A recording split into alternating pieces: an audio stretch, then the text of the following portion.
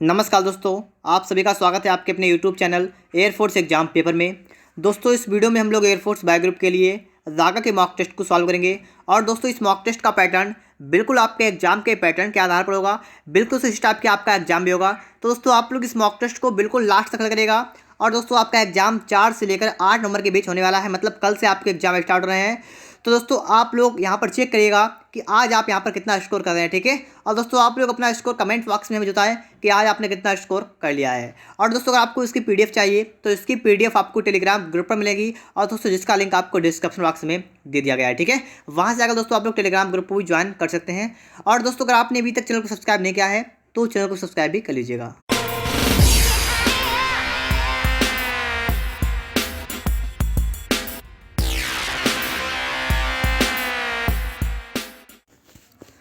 देखिए दोस्तों, question number 1, निम्नलिखित में से किसके पास भारतीय सुरक्षा बलों पर सर्वोच्च कमान प्राप्त है। तो यहाँ पर दोस्तों आपका राइट आंसर होगा ऑप्शन नंबर डी, भारत के राष्ट्रपति के पास है, ठीक है। तो ऑप्शन डी वाला आपका यहाँ पर राइट आंसर हो जाएगा। इसके बाद दोस्तों आपके लिए है दूसरा नंबर, और कह रहा है दोस्तों बनारस हिंदू विश्वविद्यालय की स्थापना किसने की थी। तो दोस्तों यहाँ पर आपका राइट आंसर होगा option number B, Madan Mohan Malviya ने, ठीक है। बनारस हिंदू विश्वविद्यालय की स्थापना किसने की थी, मदन मोहन मालवीय ने। देखिए दोस्तों इसके बाद क्वेश्चन नंबर 3, निम्नलिखित में से कौन सी एक निष्क्रिय गैस है। आपको दोस्तों बताना है निष्क्रिय गैस कौन सी है, तो है आर्गन। ऑप्शन नंबर डी वाला यहाँ पर राइट आंसर होगा आर्गन। इसके बाद दोस्तों क्वेश्चन नंबर 4, दादा साहेब फाल्के पुरस्कार प्राप्त करने वाली पहली महिला कौन थी। तो पहली महिला आपको बतानी है, तो कौन थी, देविका रानी, ठीक है। कौन थी, देविका रानी। इसके बाद दोस्तों क्वेश्चन नंबर 5, यहाँ पर दोस्तों कह रहा है कि इसरो की स्थापना कब हुई थी। इसरो की स्थापना कब हुई थी, कब हुई थी, 1969 में, ठीक है। ऑप्शन बी वाला यहाँ पर राइट आंसर होगा 1969। दोस्तों इस पूरे मॉक टेस्ट को अच्छी तरीके से आप लोग सॉल्व करिएगा, क्योंकि दोस्तों कल से आपके एग्जाम स्टार्ट हैं। तो इससे पहले दोस्तों आप लोग इस मॉक टेस्ट को पूरा सॉल्व करिएगा, और यहाँ पर दोस्तों देखिएगा कि आप आज कितना स्कोर यहाँ पर कर रहे हैं।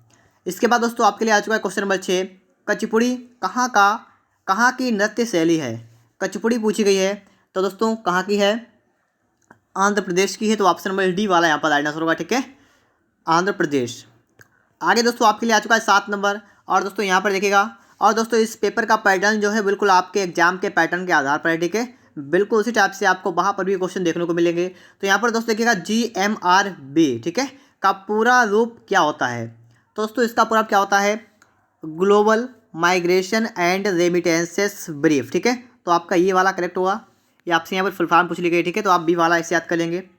और दोस्तों इसके बाद आपसे अगला पूछा गया, देखिएगा यहाँ पर क्या कह रहा है, मैन ऑफ आयरन मतलब लौह पुरुष।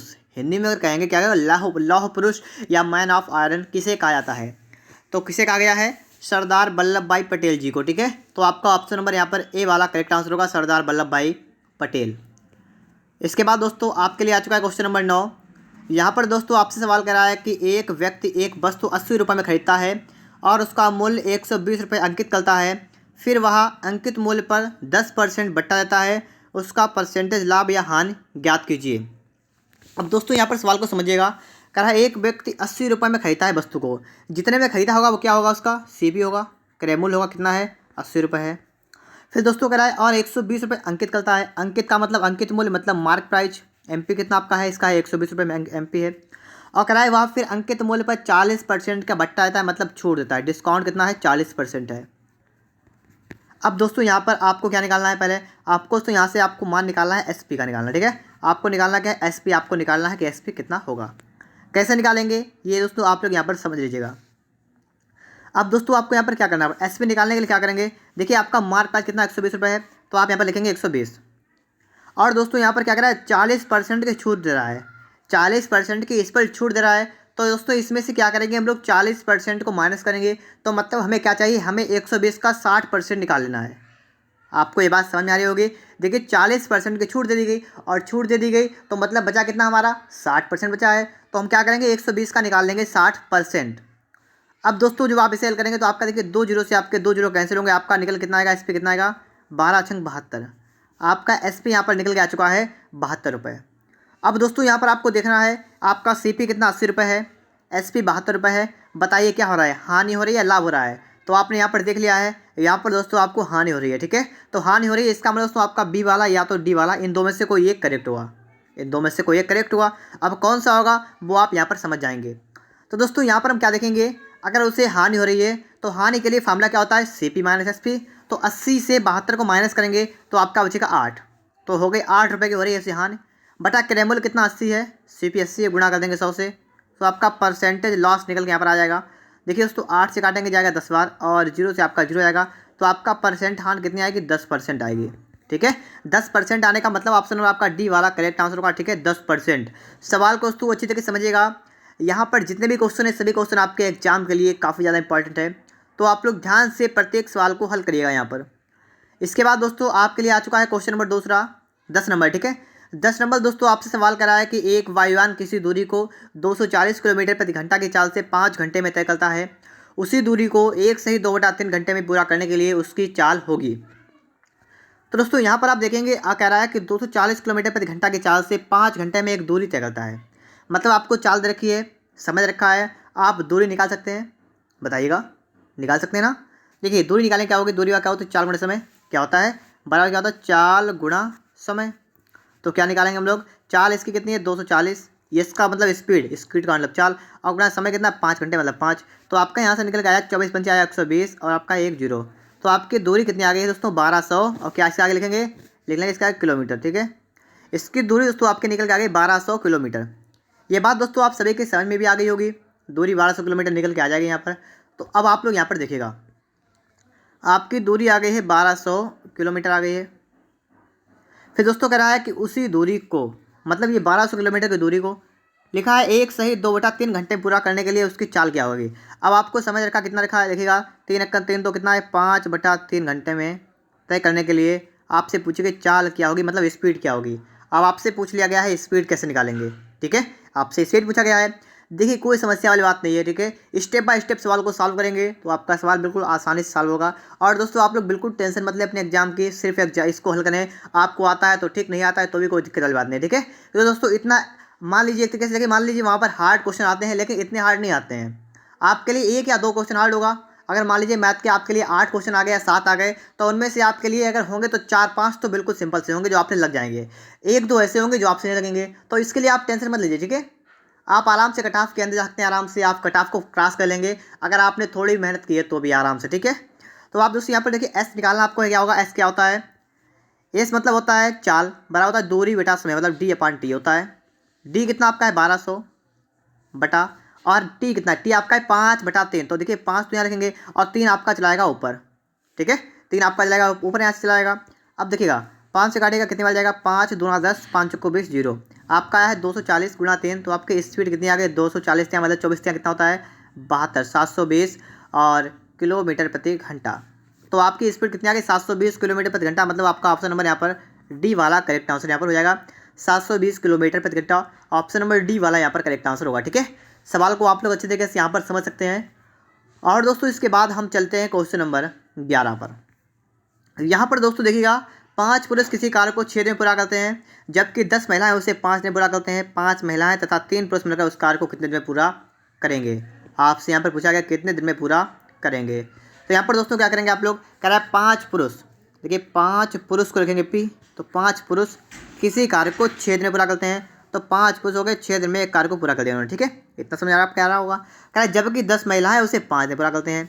इसका मतलब ये हो दोस्तों 10 महिलाएं हैं और उसे करती हैं 5 दिन में पूरा कार्य। तो आपका भाई रहा, अब कार्य आपका सिंगल एक रहा, तो एक यहाँ पर भी एक यहाँ पर भी, तो वो लिखेंगे नहीं हम लोग, ठीक है, इससे लिखने को फायदा हमें होगा नहीं, तो हम लोग इतना तो कर सकते हैं आराम से। अब दोस्तों यहाँ से आप लोग 5 से आप लोग 5 कैंसिल करेंगे, और यहाँ से आप दोस्तों इसे हल करेंगे तो आपका कितना बनेगा, ये आप देखिएगा आपका बचा है P/M बराबर कितना आपका आ चुका है 10/6, ठीक है। और दोस्तों इसे हल करेंगे तो आपका निकल के आएगा, देखिएगा 5 2 पंचे 10 और आएगा 2 3 6, तो आपका इतना आ चुका है P/M आ चुका, आपका इतना निकल के आपने निकाल लिया है। बस अगर आपने इतना निकाल लिया है तो अब तो आपको कोई समस्या होगी ही नहीं। यहाँ पर दोस्तों आपको देखना है कि आपका जो है यहाँ पर पूरा कार्य क्या है, पूरा कार्य क्या होगा। तो आपका कार्य अगर कोई आपसे पूछे क्या होगा, तो आप लोग क्या करेंगे, इसको लिख लेंगे, यही आपका पूरा कार्य है, ठीक है। ये क्या है, ये आपका दोस्तों वर्क, टोटल वर्क ये है।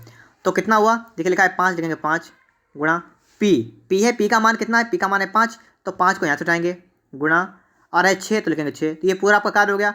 अब बटा में दोस्तों अब आपको देखना है कि किसको किसको करना है। ये करना है 5 महिलाओं को 3 पुरुष को, 5 महिलाओं को 3 पुरुष को। तो महिलाएं कितनी है, महिलाएं 5 हैं, तो देखिए महिलाओं में 5 से गुणा कर देंगे।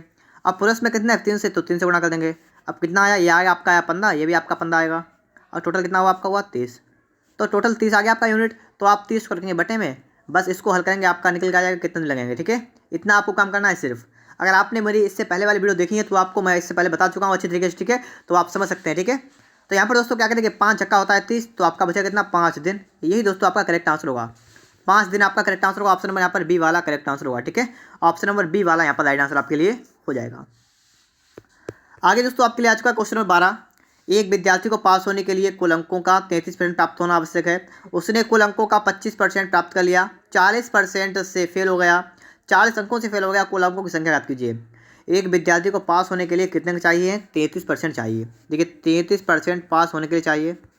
उसने मिले कितने, उसको 25% मिले और 40 अंकों से फेल हो गया। मतलब उसको मिले कितने, उसको 25% मिले और 40 अंकों से फेल हो गया। मतलब अगर उसके पास 25% मिल गए और 40 नंबर और होते तो उसके नंबर टोटल 33% हो जाते, मतलब वो पास हो जाता। ये बात आपके समझ आ रही है। कह रहा दोस्तों 33% उसे मतलब पास होने के लिए चाहिए, और उसे मिले कितने 25% मिले और 40 अंकों से फेल हुआ। तो मतलब 25% पे अगर हम लोग 40 को जोड़ देंगे तो पास हो जाएगा, और पास होने के लिए चाहिए 33%। तो आपका कुछ इस प्रकार से बनेगा। ठीक, टोटल 33% बराबर हो जाएगा 25% प्लस का हो जाएगा 40। यहाँ से दोस्तों अगर आप चाहें तो आप लोग यहाँ से निकाल सकते हैं, 25 को माइनस कर देंगे तो आपका बचेगा यहाँ पर 8% की वैल्यू आपकी बचेगी 40। ठीक है, अब यहाँ से दोस्तों आप करेंगे क्या, 1% की निकालेंगे वैल्यू, तो कितनी 8 1 8 8 25 40, तो आप कितनी आएगी, आपकी आएगी 5। 1% की आगे 5, ये बात भी आपको समझ में आ रही होगी। अब कहा गया कुल अंकों की संख्या। कुल अंकों की संख्या आप सभी को पता है, किसी भी सब्जेक्ट में टोटल अंक का अगर बात करें तो कितना होता है 100% होता है। ठीक है, परसेंटेज की बात करें तो 100 होता है, 1% की 5, तो 100% कितने होगी 500 अंक। ठीक है, तो 500 आपका राइट आंसर होगा। ऑप्शन नंबर आपका सी वाला यहाँ पर करेक्ट आंसर होगा, 500 अंक। ठीक है, ऑप्शन नंबर सी वाला यहाँ पर राइट आंसर आपके लिए हो जाएगा। अगर दोस्तों आपको वीडियो वास्तव में अच्छा लग रहा है तो वीडियो को लाइक कर दीजिएगा। अगर आपने अभी तक चैनल को सब्सक्राइब नहीं किया है तो चैनल को सब्सक्राइब भी कर लीजिएगा। और दोस्तों अगर आपको इसकी PDF चाहिए तो आप लोग टेलीग्राम ग्रुप को ज्वाइन कर लीजिएगा, वहाँ पर मैं इसकी PDF अपलोड कर दूंगा और उसका लिंक आपको डिस्क्रिप्शन बॉक्स में मिल जाएगा। साथ ही साथ दोस्तों अगर आपने अभी तक मुझे इंस्टाग्राम और फेसबुक पेज पर फॉलो नहीं किया है तो वहाँ पर भी फॉलो कर लीजिएगा, डिस्क्रिप्शन बॉक्स में आपको उनका लिंक मिल जाएगा। ठीक है, अब दोस्तों चलते हैं आगे नेक्स्ट क्वेश्चन पर। हमारा आज का क्वेश्चन नंबर 13। यहाँ पर दोस्तों आप लोग सवाल को पहले तो अच्छी तरीके से पढ़ेगा, क्योंकि दोस्तों सवाल लगाने से पहले अगर आप लोग इसे अच्छी तरीके से पढ़ लिया तो भी दोस्तों सवाल आपसे बिल्कुल आसानी से हल होगा। ठीक है, बहुत से बच्चे सवाल पढ़ने में गलती करते हैं, तो आप लोग बिल्कुल माइंड फ्रेश करके जाइएगा पेपर देने के लिए। और ठीक है, और यहाँ पर आप देखें कह रहा है कि 6 सेमी व्यास की धातु की एक ठोस गोलाकार गेंद को पिघलाकर एक शंकु के रूप में जिसका आधार का व्यास 12 सेमी है ढाला जाता है, शंकु की ऊंचाई याद कीजिए। सवाल पढ़ने में थोड़ा मतलब आपको कठिन लग रहा होगा, लेकिन देखिएगा यहाँ पर अगर आपने सवाल देख लिया तो अब आपको कठिन नहीं लगेगा। कह रहा है 6 से व्यास की धातु की एक ठोस गोलाकार, मतलब गोले के आकार की एक गेंद है और जिसका व्यास है 6 सेमी। तो इसकी त्रिज्या कितनी होगी बताइएगा, इसकी त्रिज्या कितनी होगी। ठीक है, त्रिज्या लिखेंगे, इसको आर लिखेंगे आर। इसकी आर कितनी होगी, ये आएगी 3 सेमी। ये बात आपके समझ आ रही होगी, 3 सेमी हो जाएगी। ठीक है, और किसकी, ये गोले की लिख रहे हैं हम लोग। ठीक है, गोले की त्रिज्या कितनी हो गई, गोले की त्रिज्या हो गई 3 सेमी। अब दोस्तों 3 सेमी गोले की त्रिज्या हो गई तो आप क्या करेंगे, इसका आयतन निकालेंगे। जब से आपसे कहा जाए कि किसी एक का आयतन को मतलब किसी एक कितने मतलब क्या हुआ, जैसे मान लीजिए गोले से आपका बन रहा है शंकु, तो गोले से शंकु बनेगा तो आपका आयतन बराबर रहेगा, क्या होगा आयतन बराबर रहेगा। इसी प्रकार दोस्तों अगर घन से आपका बने कुछ भी तो उसका भी आयतन बराबर रहेगा। ठीक है, तो आप ये बात समझिएगा, प्रत्येक चीज़ का अगर एक चीज़ से 2 चीज़ बन रही है तो उनका आयतन कैसा होगा, बराबर होगा। ठीक है, जैसे यहाँ पर कह रहा है कि गोले को पिघलाएंगे और शंकु बनाएंगे तो गोले का आयतन बराबर क्या होगा, शंकु का आयतन। यहाँ पर गोले की त्रिज्या r है तो गोले का आयतन क्या हो जाएगा, गोले का आयतन निकालेंगे। ठीक है, आयतन का मतलब v, तो क्या होगा, कितना आएगा 4/3 पाई r क्यूब। r क्यूब का मतलब क्या, 3 का क्यूब, तो यहाँ पर दोस्तों हो जाएगा गुणा 27 कर देंगे। ठीक है, इतना आप लोग कर सकते हैं। आपने b का मान निकाल लिया, आपका आ गया है 4/3 पाई r क्यूब का मतलब 27 हो गया। अब दोस्तों गोले की बात खत्म हो गई, अब आपको उठाना है शंकु को। अब दोस्तों आपको क्या उठाना है, शंकु उठाना है। और दोस्तों आगे पढ़ेंगे, कह रहा है पिघलाकर एक शंकु के रूप में जिसके आधार का व्यास 12 सेमी है। अब दोस्तों बात की जा रही है शंकु की, और शंकु का आपको व्यास रखा है कितना 12 सेमी, तो शंकु की त्रिज्या कितनी होगी, इसकी आगे 6 सेमी, कितनी होगी 6 सेमी हो जाएगी। अब दोस्तों जब इसकी 6 सेमी इसकी त्रिज्या हो जाएगी तो इसका आयतन कितना होगा ये भी समझिएगा, 1/3 मतलब 1/3 पाई r² h। R square h, r square का मतलब 36, एच का मतलब एच। तो आपका इसका जो है आयतन आपका हो जाएगा 1/3 पाई 36 एच। ये बात अगर आपने समझ ली तो आप सवाल को बिल्कुल आसान तरीके से सॉल्व कर पाएंगे। तो ये बात समझ लीजिएगा, यहाँ पर आपका आयतन इतना आ गया है, गोले का शंकु आपका इतना आ गया है। आपको पता है किसी एक चीज़ को पिघलाएंगे दूसरी बनाएंगे तो उसका आयतन बराबर रहता है। तो यहाँ पर दोस्तों आपको पता लग गया है कि 4/3 और पाई और गुणा 27 था, ये बराबर आपका होगा कितना होगा 1/3 पाई और गुणा किसके बराबर होगा 36 एच के। ठीक है, इतना आप लोग कर लेंगे। अब आगे देखिएगा, आपका 3 पाई से पाई 3 नीचे है, 3 नीचे है, पाई ऊपर, आपका ये तो कट गया। अब दोस्तों यहाँ पर आपका बचा कितना आपको ये देखना है। देखिएगा आपका बचा 4×27, आपका कितना बचा देखिए यहाँ पर लिख के दिखा रहा हूँ मैं आपको, 4×27 बचा है, बटे में आपका हो गया 36 बराबर आपका है एच। इतना आपका बचा हुआ है। इसको भी देख लेते हैं फटाफट से। 4×1 4, 4×9 36, 9×1 9, 9×3 27। तो आपका आया है 3 बराबर एच। मतलब एच का मतलब ऊंचाई कितनी आ गई 3 सेमी। मतलब ऑप्शन नंबर आपका डी वाला करेक्ट आंसर यहाँ पर हो जाएगा। ठीक है, 3 सेमी आपका ऑप्शन नंबर डी वाला करेक्ट आंसर यहाँ पर हो जाएगा। दोस्तों अगर आपको वीडियो वास्तव में अच्छा लग रहा है तो प्लीज़ वीडियो को एक लाइक करिएगा और इस वीडियो को अपने दोस्तों के पास शेयर भी कर दीजिएगा।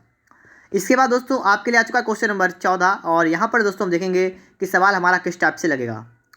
यदि tan theta plus 1/tan theta बराबर 2 हो तो tan square theta plus 1/tan square theta का मान ज्ञात कीजिए। दोस्तों यहाँ पर आपको tan theta plus 1/tan theta दे रखा है और आपसे इसका स्क्वायर पूछा गया है। तो आप लोग दोस्तों क्या करेंगे, इसका स्क्वायर निकाल देंगे, इसका स्क्वायर कर देंगे दोनों तरफ। ये बात आपके समझ में आ रही है। तो आपका दोस्तों क्या बनेगा, आपका बन जाएगा दोस्तों यहाँ पर tan स्क्वायर थीटा प्लस का बन जाएगा 1/tan स्क्वायर थीटा प्लस का दोस्तों हो जाएगा देखिए ए स्क्वायर प्लस बी स्क्वायर होता है +2 है, plus +2 into tan theta into 1/tan theta बराबर 2 का स्क्वायर होगा 4। इतना आप सभी का हो जाएगा। ये बात आप सभी के समझ में आ रही होगी। tan से आपका tan खत्म होगा। यहाँ पर दोस्तों आपको इसका मान निकालना है, इसका मान निकालना है। देखिएगा मान निकालना है तो कितना हो जाएगा 4 माइनस का कर देंगे 2 तो आपका आएगा 2। 2 वाला आपका करेक्ट आंसर होगा। यहाँ पर आपका सी वाला करेक्ट आंसर होगा। ठीक है, ऑप्शन नंबर दोस्तों यहाँ पर आपका कौन सा होगा करेक्ट, यहाँ पर दोस्तों आपका सी वाला करेक्ट आंसर हो जाएगा। ठीक है, इसके बाद दोस्तों आपके लिए आ चुका है क्वेश्चन नंबर 15 और यहाँ पर दोस्तों देखिएगा लिखा हुआ है। दोस्तों सवाल को सही से पढ़िएगा। ठीक है, क्योंकि अगर आपने सवाल को सही से पढ़ लिया तो आप सवाल को थोड़ा कम टाइम में सॉल्व कर पाएंगे, और आपने सवाल को सही नहीं पढ़ा तो वहाँ पे एक बार गलत कर देंगे फिर दोबारा सही करेंगे तो उसमें टाइम लगेगा। ठीक है, यहाँ पर कह रहा है कपड़े को 2:3:4 के अनुपात में काटा जाता है। यदि सबसे बड़ा टुकड़ा 16 मीटर का है तो काटने से पहले इसकी लंबाई ज्ञात कीजिए। आपसे कहा गया है कपड़े के टुकड़े को आपको यहाँ बताया गया है कि काटा गया है 2:3:4 के अनुपात में काटा गया है, लेकिन सबसे बड़ा टुकड़ा आपका है 16 मीटर। दोस्तों काटा गया है 2:3:4 के अनुपात में। अगर आप चाहें तो इसमें x ला सकते हैं कि एक है टुकड़ा 2x, एक है 3x और एक टुकड़ा है 4x का। ये लंबाई आपको पता लगी है। और कह रहा है सबसे बड़ा टुकड़ा 16 मीटर का है। सबसे बड़ा टुकड़ा अगर यहाँ पर देखें तो आपका है 4x, तो मतलब 4x की वैल्यू आपको रखिए 16। देखिए इस बात सही समझिएगा, 4x की देखिए 16, यहाँ से x निकालेंगे 4 चुका जाएगा 16, आपका आएगा 4, यहाँ से आपका 4 आएगा निकल गए। आपसे क्या पूछा गया, अब देखिएगा कुछ बच्चे यहीं पर गलती करेंगे। कह रहा है तो काटने से पहले इसकी लंबाई याद कीजिए। काटने से पहले इसकी लंबाई देखिए, टुकड़े कटे हुआ एक 2x है, एक 3x है, एक 4x है, और कह रहा है काटने से पहले इसकी लंबाई बताइए। काटने से पहले इसकी लंबाई क्या होगी 2x plus 3x plus 4x, मतलब सभी टुकड़े आपस में जुड़े हुए होंगे। तो जुड़े हुए मतलब क्या है, इसमें जोड़ देंगे हम लोग, ये तो हो जाएगा 4 और 3 7 2 9, आपका होगा 9x। इसको निकाल देगा 9 × 4 करेंगे तो आपका आएगा 36 मीटर। समझ गए आप लोग अच्छी तरीके से। आपका ऑप्शन नंबर डी वाला यहाँ पर राइट आंसर होगा, 36 मीटर इसकी लंबाई होगी। ठीक है, 36 मीटर। आगे देखिए, अब दोस्तों यहाँ पर आ चुका है 16 नंबर। इस सवाल को पढ़ लेते हैं अच्छी तरीके से। यदि मोपेड पर सवार एक व्यक्ति किसी बिंदु से प्रारंभ करके दक्षिण दिशा में 4 किलोमीटर सवारी करता है, फिर बाईं ओर मुड़कर 2 किलोमीटर चलता है और पुनः अपने दाईं ओर मुड़कर 4 किलोमीटर सवारी करता है, अंत में वह पुनः बाईं ओर मुड़कर चलना आरंभ करता है, अब वह किस दिशा में जा रहा है। अब सवाल को आप लोग यहाँ पर सही से समझेंगे तो आप समझ जाएंगे। एक मोपेड पर सवार, कोई बात नहीं इससे मतलब ही नहीं है, हमें किसी व्यक्ति किसी बिंदु से प्रारंभ करके दक्षिण दिशा में 4 किलोमीटर सवारी करता है। दक्षिण दिशा में मान लीजिए यहाँ से स्टार्ट कर रहा है, दक्षिण दिशा कितना कर रहा है, ये 4 किलोमीटर चल रहा है। अब आगे बढ़िए, फिर बाईं ओर। अब दोस्तों नीचे को जा रहा है। अब यहाँ से अगर बाएँ मुड़ेंगे तो बाएँ किधर जाएंगे, यहाँ से आपका बाएँ होगा दोस्तों इस साइड में। ठीक है, इस साइड में होगा आपका बाएँ। बाईं ओर मुड़कर 2 किलोमीटर चलता है, मतलब 2 ईयर चला गया है। अब आगे देखिए, और पुनः अपने दाईं ओर मुड़कर, अब दाएं मुड़ेगा। अब दाएं किधर होगा, तो दाएं यहाँ से चलेंगे तो आपका नीचे की तरफ होगा दाएं। और कह रहा है 4 किलोमीटर सवारी करता है, मतलब फिर से 4 चलता है। अगर अंत में वह बाईं ओर मुड़कर, अंत में बाएं का मतलब इधर मुड़ा, चलकर आराम करता है। अब वह किस दिशा में जा रहा है, मतलब अब जा रहा है इधर इस तरफ। और ये कौन सी दिशा आपसे पूछी गई, कौन सी दिशा है। अगर आपने दिशा प्रचरण को पढ़ा है तो आप बता पाएंगे दिशा कौन सी है, पूर्व। कौन सी है, पूर्व। तो ऑप्शन नंबर आपका ए वाला यहाँ पर करेक्ट आंसर होगा, पूर्व। इसके बाद दोस्तों आपके लिए आ चुका है क्वेश्चन नंबर 17। यहाँ पर दोस्तों सवाल को देखिएगा आप लोग फटाफट से। सवाल आपसे क्या कह रहा है, यदि फायरवुड को सांकेतिक भाषा में ERIFDOOW लिखा जाता है तो आपसे कहा गया फ्रैक्शन को क्या लिखेंगे। यहाँ पर देखिएगा FIRA और WOOD, इसको लिखते क्या है ERIF और DOOW। अगर दोस्तों आप यहाँ पर देखिए आपका ई वाला यहाँ पर आ गया, आर यहाँ पर आ गया, आई यहाँ पर आ गया, एफ यहाँ पर आ गया, इस प्रकार हो गया। और डब्ल्यू यहाँ पर आ गया, डी यहाँ पर आ गया। इसी प्रकार दोस्तों आपका ये भी चेंज हो गया, ठीक है। इस प्रकार से आपका चेंज हुआ है। तो दोस्तों अब आपको देखना है यहाँ पर है क्या देखना है, आपका लिखा है दोस्तों FRACTION। आपको लिखना क्या यहाँ पर है, आपको ले जाना है दोस्तों, देखिए यहाँ पर अभी आपको लाना नंबर 4 पर, ये नंबर 1 पर लाना है। और बीच वाले भी आपको इस प्रकार चेंज कर देने हैं, मतलब C, फिर आपका आएगा A, फिर आपका आएगा R, फिर आएगा आपका F। कितना आएगा। और दोस्तों आगे देखेंगे तो आपका T आएगा बिल्कुल लास्ट में, N जाएगा बिल्कुल आगे, आपके बीच में 2 होंगे, I इधर आएगा, O इधर आएगा। तो दोस्तों इस प्रकार से होगा। तो यहाँ पर आप देखिएगा CARFNOIT, मतलब ऑप्शन में आपका यहाँ पर ए वाला करेक्ट आंसर हो रहा है, ठीक है। ऑप्शन ए वाला यहाँ पर आपका राइट आंसर हो जाएगा। दोस्तों अगर आपने अभी तक वीडियो को लाइक नहीं किया है तो प्लीज़ वीडियो को एक लाइक और चैनल को सब्सक्राइब करना मत भूलिएगा।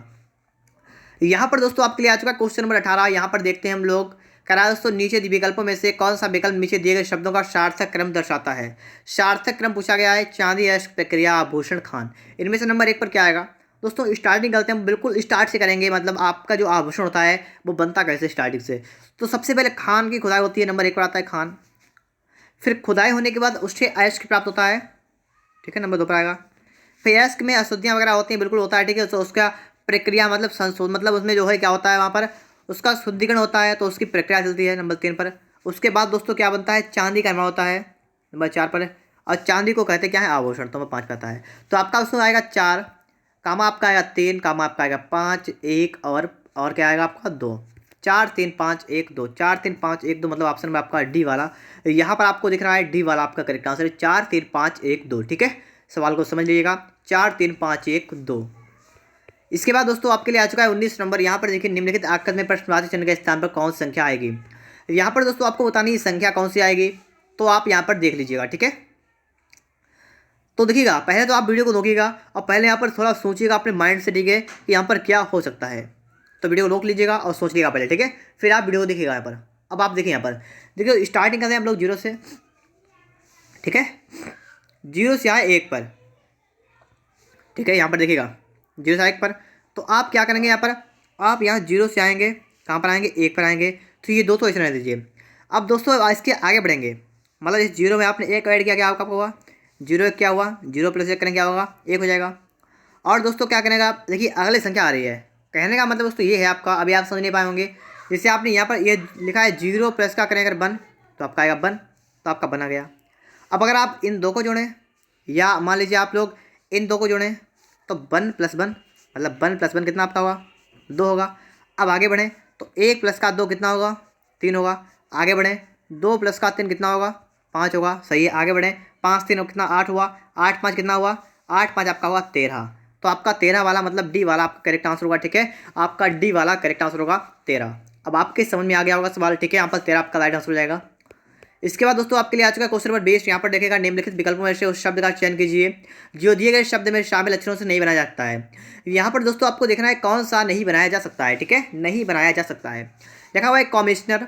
यहाँ पर देखिए सबसे पहले वाले को COMMON, COMM और ON, तो पहला वाला बन सकता है, तो बिल्कुल सही है। अब दोस्तों दूसरा देखेंगे MISSIL, देखिए MI, तो आपका देखिए यहाँ पर MI, ये आपको दिख रहा है, SS यहाँ पर है, I यहाँ पर है, SSI है, और लिखा है LE, L देखिए L है कहीं पर, L दोस्तों यहाँ पर कहीं पर भी नहीं है। तो आपका बी वाला यहाँ पर करेक्ट आंसर होगा कि बी वाला नहीं बनाया जा सकता, ठीक है। ऑप्शन बी वाला यहाँ पर राइट आंसर होगा। आप अच्छी तरीके से यहाँ पर देख लीजिएगा, ठीक है। आपका यहाँ पर L गायब हुआ है, तो आपका ऑप्शन नंबर बी वाला करेक्ट हो जाएगा। आगे दोस्तों आपके लिए आ चुका है क्वेश्चन नंबर 21, और यहाँ पर कह रहा है यदि बीते कल से पहला दिन बृहस्पतिवार था तो रविवार कब होगा। यहाँ पर दोस्तों समझने वाली बात क्या है कि मान लीजिए आप एक लाइन कर लेंगे, ठीक है, बिल्कुल सिंपल तरीका बता रहा हूँ मैं आपको यहाँ पर। और कह रहा है दोस्तों यहाँ पर मान लीजिए आप है आज, ठीक है, आज मैंने यहाँ पर लिख लिया आज। और कह रहा है बीते कल से पहले वाला दिन बृहस्पतिवार था। बीता हुआ कल ये वाला हो जाएगा, और कल से पहले वाला दिन ये वाला होगा। ये क्या है? ये आपका है बृहस्पतिवार। क्या है? ये आपका बृहस्पतिवार है।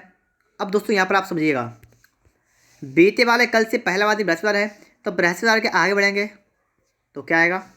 ये आपका शुक्रवार होगा, ठीक है। अब इसके आगे आज क्या होगा? आज शनिवार होगा, शनिवार होगा। अब पूछा गया रविवार कब होगा, तो शनिवार के बाद आता है रविवार, तो इसके अगले दिन होगा रविवार। देखिए यहाँ पर अब आप देखिए, ऑप्शन देखिएगा आने वाला कल, तो बिल्कुल सही है, आने वाला कल जो है रविवार होगा। तो आप समझ गए यहाँ पर, ठीक है, रविवार यहाँ पर हो जाएगा। आगे देखिए 22 नंबर को दोस्तों आप यहाँ पर ध्यानपूर्वक देखिएगा, ठीक है, अच्छे तरीके से। कह रहा है ए और बी भाई हैं, ए और बी भाई हैं, तो ए और बी ये दोनों क्या क्या हैं? ये दोनों भाई भाई हैं, ठीक है। आगे बढ़ेंगे, ई एफ की पुत्री है। अब आपको ना तो ई पता ना एफ पता, तो छोड़ दी थोड़ा। अब कह रहा है एफ पत्नी है बी की, एफ पत्नी है बी की, मतलब बी की पत्नी कौन है? एफ पत्नी है बी की। आगे समझिएगा यहाँ पर क्या कह रहा है। आगे दोस्तों यहाँ पर कह रहा है कि यहाँ पर देखिए ये वाली लाइन छोड़ दी, ठीक है। कह रहा है ए पुत्री है एफ की, मतलब एफ की पुत्री है ए कौन है? पुत्री। ई का ए से क्या संबंध है? आपसे पूछा गया है ई का ए से क्या संबंध है, मतलब ई ए का कौन है। तो यहाँ पर आपको दिख रहा है कि बी की पुत्री है ई, तो ए की कौन होगी? ये तो ए की होगी भतीजी, ठीक है। तो ऑप्शन आपका यहाँ पर बी वाला करेक्ट आंसर होगा, भतीजी। आगे दोस्तों आपके लिए आ चुका क्वेश्चन नंबर 23। निम्नलिखित में से कौन सी आकृतियाँ गौरैया पक्षियों और चूहों के बीच संबंध को भली भांति दर्शाती है? आपसे कहा गया गौरैया पक्षियों और चूहों के बीच संबंध को भली भांति दर्शाती है। तो यहाँ पर दोस्तों आप देखेंगे, देखिए आपको पता है गौरैया किसके अंतर्गत आती है? पक्षी के अंतर्गत आती है। तो 25 प्रकार से होगा, पक्षी के अंतर्गत आएगा गौरैया, और चूहा जो है वो होगा अलग, ठीक है, अलग टाइप का होगा। तो आपका यहाँ पर डी वाला करेक्ट आंसर होगा, ठीक है। पक्षी, गौरैया और चूहों का आपका संबंध होगा डी वाला। इसके बाद दोस्तों आपके लिए आ चुका है क्वेश्चन नंबर 24। यहाँ पर दोस्तों समझिएगा सवाल को, ठीक है। यहाँ पर देखिए ऑप्शन को छोड़ेंगे, पहले हम सवाल को देखेंगे। अब देखिएगा सवाल आपको दिख रहा होगा, सवाल आपको बिल्कुल अच्छे तरीके दिख रहा है यहाँ पर है। तो यहाँ पर सबसे पहले हम क्या देखेंगे यहाँ पर, ठीक है, देखिएगा। कह रहा है दोस्तों एक यदि व्रत नगर में रहने वाले व्यक्तियों को, जो व्रत आपका है ये व्रत जो है ये वाला, ये क्या है? ये नगर में रहने वाले व्यक्तियों को, समझिए बात को, ठीक है। मैं लिख रहा हूँ यहाँ पर ये व्यक्तियों को, ठीक है, ये व्यक्तियों को दिखाता है। पढ़ने में आपको आ रहा नहीं आ रहा है? फिर से देखिए एक बार, ये जो है ये आपका ये किसका है? ये है व्यक्ति। आगे आप पढ़ेंगे, कह रहा है कि वर्ग सिविल कर्मचारी को, वर्ग आपका ये वाला है, ये कौन सा है? ये आपका है सिविल कर्मचारी को। मैं लिख रहा हूँ ताकि मुझे कोई समस्या ना हो यहाँ पर, ठीक है। आगे देखेंगे, कह रहा है आयत पुरुष को, आयत ये वाला है किसको है? ये आपका है पुरुष को। फिर कह रहा है दोस्तों कि तथा त्रिभुज शिक्षित को, त्रिभुज जो है ये किसको कहता है? ये है आपका शिक्षित को, ठीक है, शिक्षित को दर्शाता है। तो कौन सी शिक्षित पुरुषों को दर्शाती है जो नगर में नहीं है? लिखा है कौन सी शिक्षित पुरुषों को दर्शाती है जो नगर में नहीं है। देखिएगा अब यहाँ पर सही समझने वाली बात है, कौन सी शिक्षित पुरुषों को दर्शाती है, और लिखा है जो नगर में नहीं है, मतलब नगर को आपको गायब कर देना है। नगर में है ही नहीं, तो नगर वाला जो है गायब करना है। और नगर में क्या है? नगर में रहने वाले व्यक्तियों को है व्रत। देखिएगा कह रहा है नगर में रहने वाले व्यक्तियों कौन है? व्रत है। तो आपको पहले तो व्रत को गायब करना है, बात समझ गए। नगर में रहने वाले व्यक्ति हैं तो आपको उनको गायब करना है, मतलब आपको व्रत को गायब करना है। व्रत का मतलब आपको देखिए गायब कैसे करेंगे, इस प्रकार से, ठीक है, इस प्रकार से। अब आपको यहाँ पर व्रत नहीं दिख रहा होगा, ठीक है। अब देखिएगा कह रहा है कि दोस्तों कौन सी शिक्षित पुरुषों को दर्शाती है? शिक्षित कौन से हैं? त्रिभुज। और पुरुष कौन से हैं? ये वाले। तो पुरुष और शिक्षित मतलब त्रिभुज और आयत, इन दोनों में ऐसा कौन सा है जो कॉमन हो आपका, जो दोनों में हो? तो आपको दिख रहा है यहाँ पर 11 है आपका, आप देख सकते हैं यहाँ पर आपको 11 दिख रहा है। तो आपका राइट आंसर क्या होगा? 11। समझ लीजिए इस तरीके से यहाँ पर आपका राइट होगा 11। अब आप यहाँ पर देखेंगे तो आपका यहाँ पर ए वाला करेक्ट आंसर होगा 11, ठीक है। सवाल को अच्छी तरीके से समझ लीजिएगा और वीडियो को लाइक करना मत भूलिएगा। और दोस्तों इसके बाद आ चुके हैं हम लोग क्वेश्चन नंबर 25 पर। यहाँ पर दोस्तों अब आपको क्या करना है, वीडियो को रोकना है और पहले अपने आप सोचना है यहाँ पर इसका क्या राइट आंसर हो सकता है।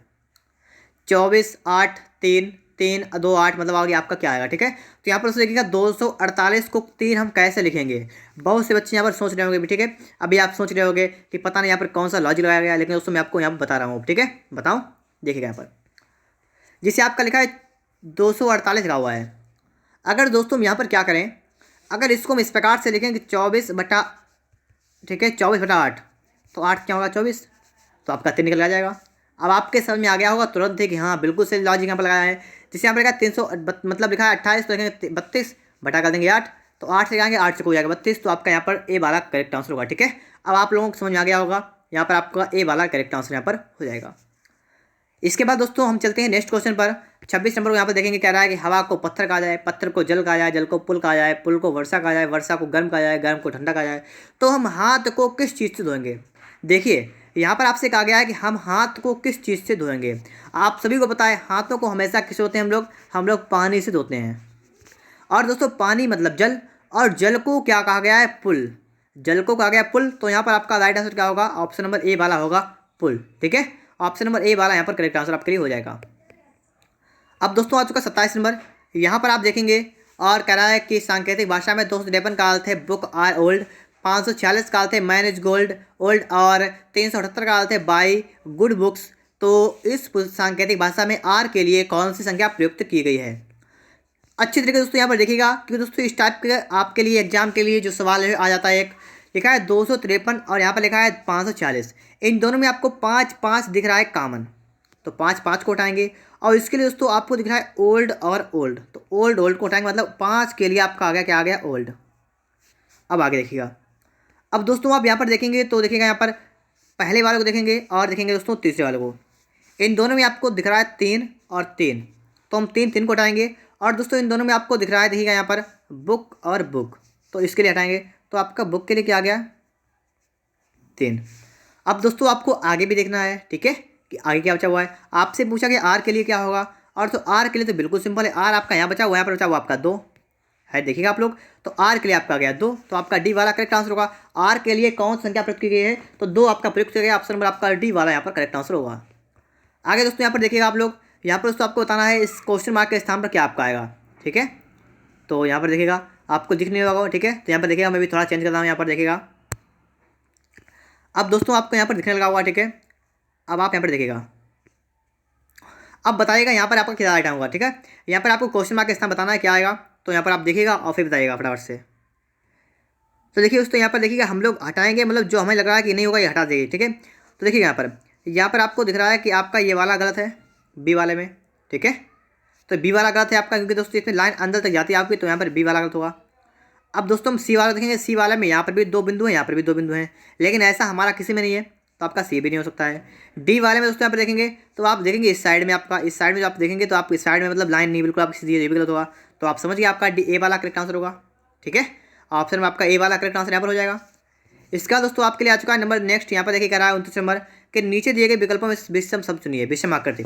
अब दोस्तों आप बताइएगा विषम आकृति यहाँ पर कौन सी होगी। तो दोस्तों यहाँ पर क्या आपका राइट आंसर होगा, ऑप्शन नंबर आपका यहाँ पर होगा सी वाला। कैसे, दोस्तों यहाँ पर जो आपके इससे पहले 1 2 3 4 यहाँ पर जो है आपके चारों के क्षेत्रफल बराबर है, यहाँ पर एरिया बराबर है, लेकिन इसमें आपकी एरिया ऊपर वाले कम है, नीचे वाले ज़्यादा है, और अगले में बराबर है, तो आपका यहाँ पर सी वाला करेक्ट आंसर यहाँ पर हो जाएगा। ठीक है, और दोस्तों इसके बाद आपके लिए आ चुका है लास्ट क्वेश्चन।